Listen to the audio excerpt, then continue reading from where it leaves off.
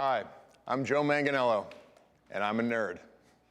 I'm also a writer, a producer, a director, an author, and an actor, and all of my creativity my entire life was developed through this game that I am here to celebrate over the next 2 days, Dungeons and Dragons.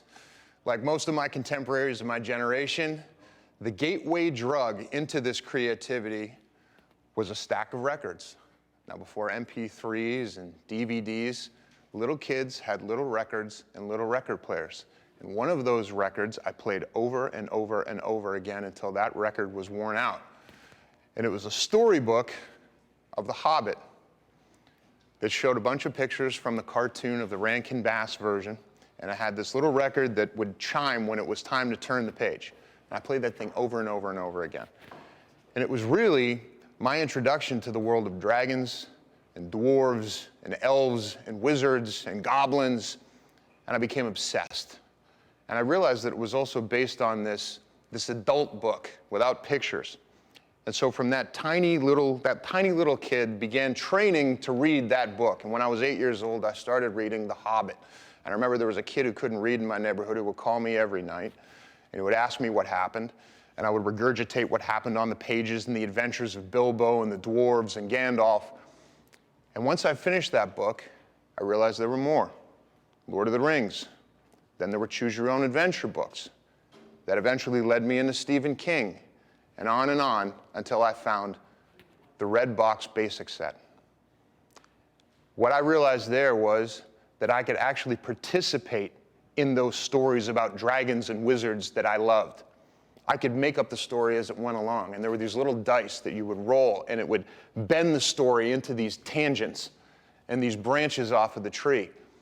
And I tried to find other kids, other nerds like me in my neighborhood, but it was tough. So I played that same solo adventure over and over and over again until I found another group of kids who were into Dragonlance. And I became obsessed with all the Dragonlance novels. And I actually found out that in the Dragonlance books, you could actually play as a monster. So I played as a Minotaur for years, and it was the most fun I've ever had.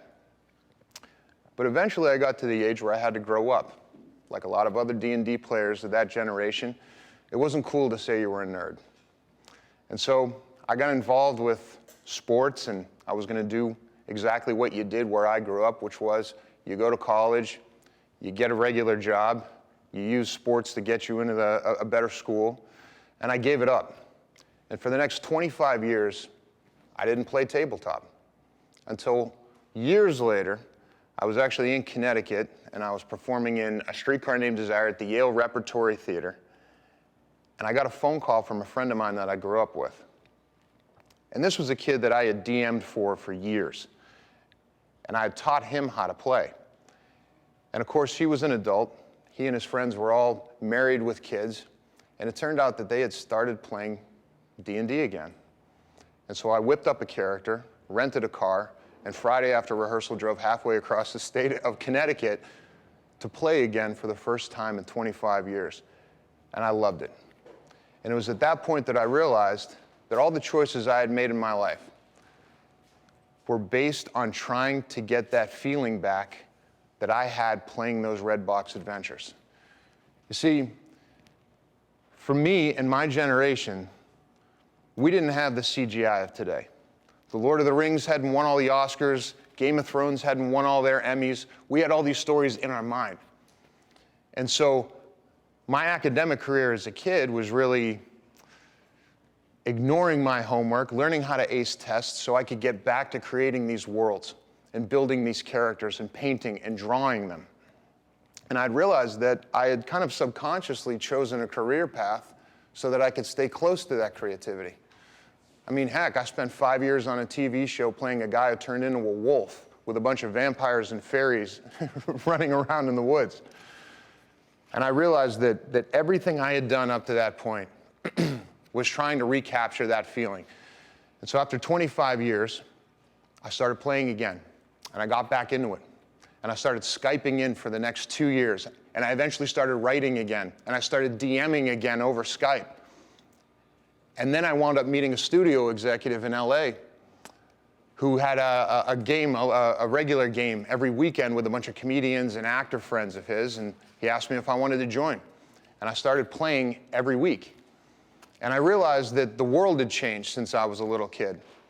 When I was young, we had pieces of graph paper and pencils, and we had to draw the map. Our miniatures were tiny little metal figures that you had to go out and paint with a magnifying glass. But now, there were WizKids miniatures and every single monster you could possibly imagine.